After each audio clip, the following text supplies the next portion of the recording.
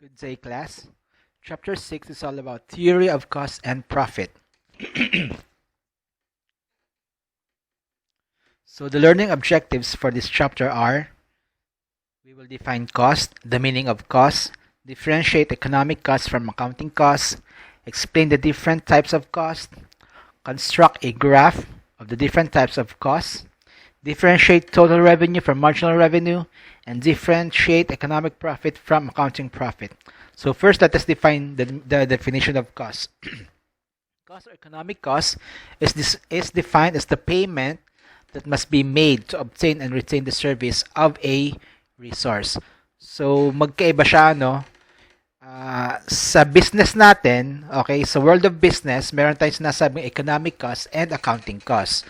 As we go on with the discussion, we will differentiate the difference between accounting cost and economic cost. Okay, so sabi dito, excuse me, cost or economic cost is defined as the payment that must be made to obtain and retain the service of a resource. Economic cost versus accounting cost. Sabi ko nga kanina, no? Economic costs are forward-looking cost. So, ito yung mga in anticipation. Okay? In anticipation kung ano yung mangyayari sa business mo. Okay? So, we will try to anticipate ano yung mga future costs na sinasabi. Okay? Unlike dito sa accounting cost tend to be retrospective. Kung ano yung nangyari, kung ano yung nabili mo na, kung ano yung nagastos mo na in your business, yun yung ngayon gagawan mo ng accounting table. Okay? Unlike dito sa economic cost, yung mga darating pa na expenses, yun yung i-try to at least foresee kung magiging profitable ba siya or hindi. Okay? So, sa economic cost, we have two types of costs. We have explicit cost and implicit cost. So dito sa explicit costs are the monetary payments it makes to those from whom it must purchase resources that it does not own. So ito yung mga expenses mo or mga properties or equipments na external yung pagkaka-acquire mo or binili mo siya outside of your own business.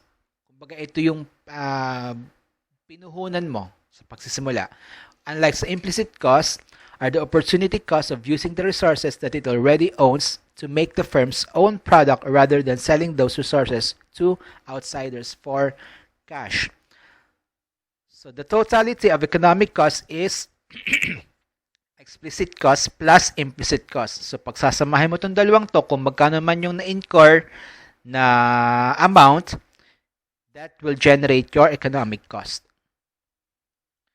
Explicit cost refers to the actual expenses of the firm in purchasing or hiring the input it needs, such as when the firm purchases a machine worth 1 million or rents a building worth 100,000 per month. So lahat ng explicit cost, meaning outside of your business or outside of your firm.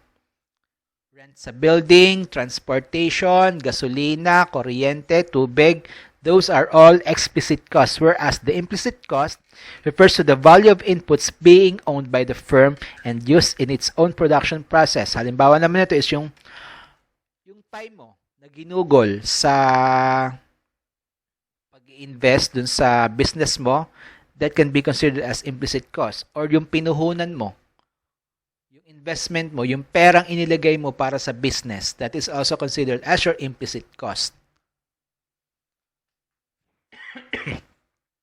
Explicit costs or accounting costs or expenses, actual cost payments made to factors of production and other suppliers.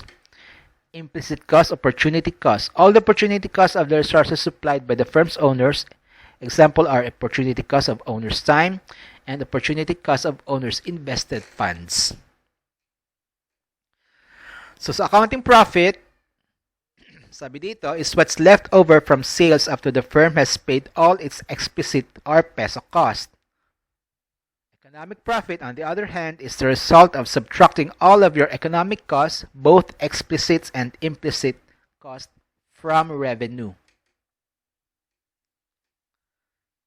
AP equals revenue cost,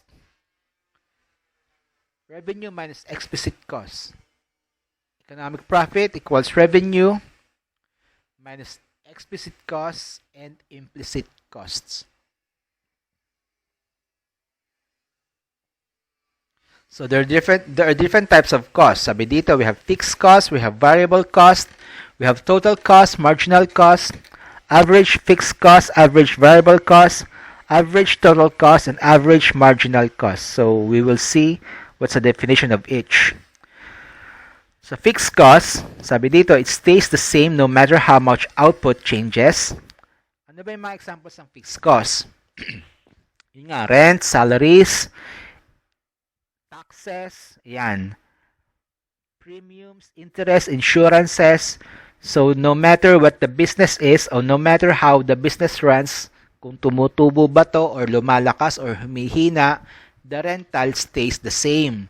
The salary of your employees still stays the same. Yun yung fixed cost na sinasabi. Hindi siya nababago. Whether the business go up or fall down, fixed cost stays the same. Hindi siya variable. Whereas dito sa variable cost, sabi ko nga kanina, it vary with the output. So when output rises, pag gumaganda yung negosyo mo, variable cost also rises. But when output falls, variable cost also falls. Example of which are payment for raw materials, utilities, fuel, shipping, freight costs, wages, tax, payments, and the like. Okay? So, syempre, pag gumaganda yung negosyo mo, lahat ng to nababago din. Okay? The utilities, yung tax mo, syempre, the higher the income, pag gumanda yung business mo, the higher the profit, the higher the tax. Pag pumangit yung negosyo mo, the lower the profit, the lower the money na nag-generate sa business mo, the lower the tax din.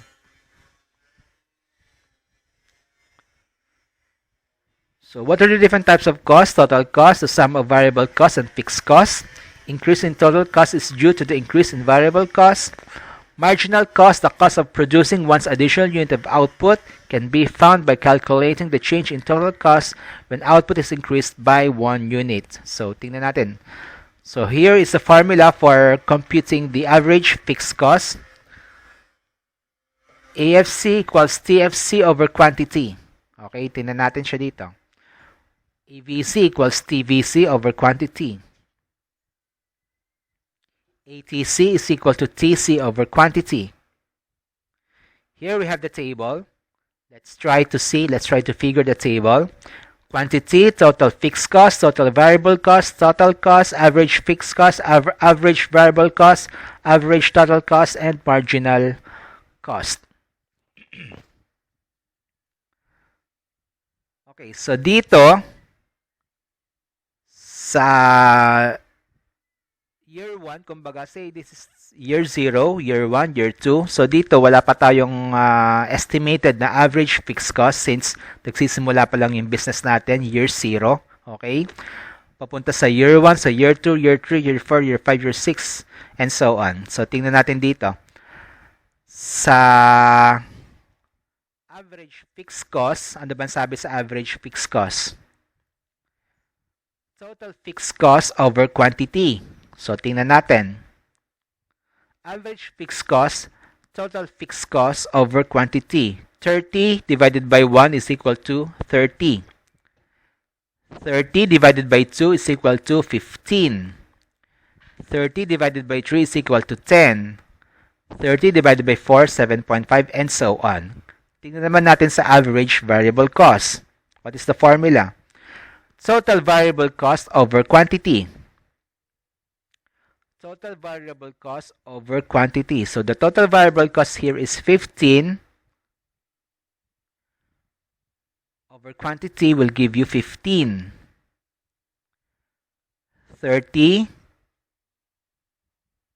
or 20 over 2 will give you 10. 22.5 over 3 will give you 7.5. And 6.9, 7.5, and 10. Okay? Sa ATC naman, or average total cost over quantity. So the total cost is 45,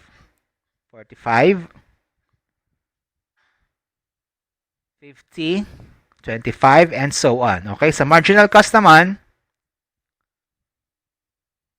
cost of producing one additional unit of output can be found by calculating the change in total cost when output is increased by 1 unit. So we have 15 here. We have 5. Actually, because this is just hypothetical when it comes to marginal cost. Assuming na nag-increase yung ating output, so mag-i-increase as the output increase, okay? As the output increase, maapektuhan din yung ating marginal cost. Okay, diminishing naman siya. Okay? So, let's try to see. Okay, so ganun din, same yung table kanina. So, pag nagbigay ako ng exam, parang ganito lang siguro, no?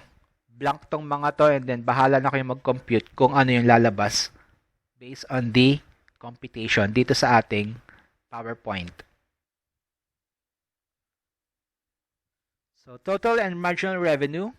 Total revenue is price times total output sold. So, yun yung total revenue. Marginal revenue naman is the increase in total revenue when output sold goes up by 1 unit. It is the additional revenue derived from selling 1 more units of output. Okay? And total revenue is the total of all the output sold. Okay? Yung output sold. Yung totality. Halimbawa, may 10 kang nabenta, yun yung total revenue mo. Ang marginal revenue naman, okay, is the increase in total revenue when output sold goes up by 1 unit. Halimbawa, 10. Nakapagbenta ka ng 10 quantities, pumunta sa 11, ano ngayon yung revenue from 10 to 11? So, bukod yung total revenue sa marginal revenue, i-add mo lang siya sa total revenue. Kumbaga, mag-accumulate siya dun sa total revenue. The total revenue is 10. Nakapagbenta ka pa ng isa pa, papunta sa 11. Okay? So, the marginal revenue from 10 to 11, and then i-add mo siya ngayon dun sa total revenue of the totality of the whole product itself. Okay? So, yun yung marginal revenue. Sabi dito, when the output sold goes up by 1 unit, it is the additional revenue sa total revenue. Ano yung revenue mo nung panglabing isang produkto mo? Okay, bukod yung 10, yung 10 products na generate, okay? Yung sa 11, magkano yung revenue mo doon? So, all in all, i-add mo ulit siya papunta dun sa 10. So, point of maximum profit, by definition, equals total revenue, or TR, less total cost, or TC, whereas TR is equal to price multiplied by quantity. In symbols, ganito siya. TR equals price times quantity, whereas total revenue is equal to, or total revenue less total cost. When TR, okay, total revenue is greater than total cost, profitable siya. Maganda yung takbo ng business mo. Puhunan, hindi pala. Ito yung puhunan, okay? Puhunan, kinita. Okay, revenue is your kinita. Sa Tagalog, yun yung kinita ng business mo or ng negosyo mo. Yun yung revenue. How much your business has generated, kumbaga, no? Puhunan, kinita. Pag yung tubo mo o yung kinita mo mas malaki sa puhunan mo, profitable siya. Pag yung puhunan mo, pag yung kinita mo pag yung pinuhunan mo mas malaki compare sa kinita, dito puhunan, kumbaga mas malaki yung kinita sa puhunan, kumita ka, okay, profitable siya. Dito naman malaki yung puhunan, maliit yung kinita, lugi. Dito break even. So, tingnan natin yung table.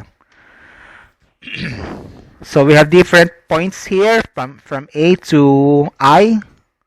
Okay? So, simulan natin sa B. Merong quantity sold na 100. Ang total cost is 4,000. Ito yung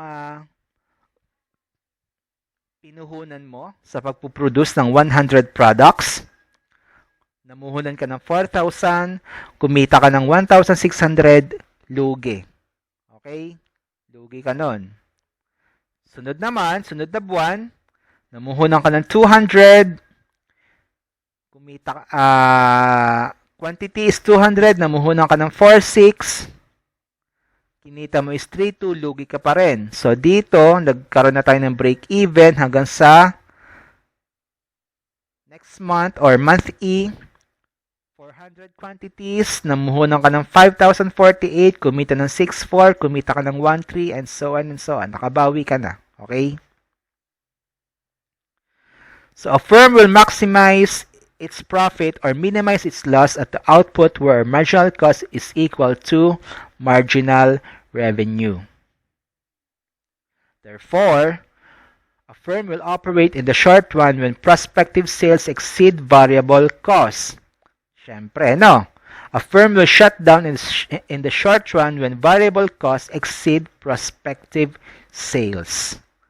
Pag yung cost mo o yung cost mo ay na-exceed yung kinita mo, malaki yung puhunan, maliit yung kinita, or malaki yung kinita, pala, okay? Malaki yung kinita, maliit yung puhunan, tumubo ka. Whereas, malaki yung puhunan, maliit yung kita, the firm will shut down. Example, if the firm has fixed cost of 5 million, variable cost of 6 million, and total revenue of 7 million, what must it do in the short run? The firm should operate. Okay, meron tayong 5 million. May fixed cost tayo ng 5 million. Meron tayong variable cost of 6 million. And total revenue of 7 million. What must it do? The firm must operate. Okay? So, diretso pa siya. Whereas, if the firm has fixed cost of 10 million, variable cost of 9 million, and total revenue of 8 million, what must it do in the short run? The firm must shut down. Okay? So, we have here a situation. Sabi dito, Farmer Dave sells corn. His revenues are $22,000 per year. He pays $10 in explicit cost. It can be a rental or whatever. He could earn $11,000 at another job he likes equally well, implicit cost. So Dave's economic profit is $22,000 minus $10,000 for the explicit cost and $11,000 for the implicit cost equals $1,000. Meron pa siyang natirang $1,000. So in short, Dave is earning a positive economic profit in 1 year. So Dave is earning more than a normal profit. So yun lang yung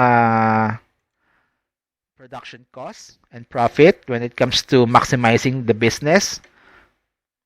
So madali lang naman siya, no? So if you have questions, paki-comment na lang or paki-chat na lang ako sa PM. Kung wala, we will continue again next meeting. So this is already chapter 6 of our 8 modules. So we have 2 more modules to go. And then after that, the SEM is finished. You can concentrate on your, ano nga yung report nyo? Yung technical report. Okay, so by this time, I'm assuming na nakakapagsimula na kayo kahit pa konti-konti. Anyway, matagal pa naman siya. You have until first week of December to submit that. So medyo mahaba-haba pa yung time nyo para gumawa. But until then, ingat lagi tayo and stay safe kung may mga bagyo man dumadating. And hopefully, by next year, makapag-start na rin tayo ng regular SEM. So again, thank you class and have a good day.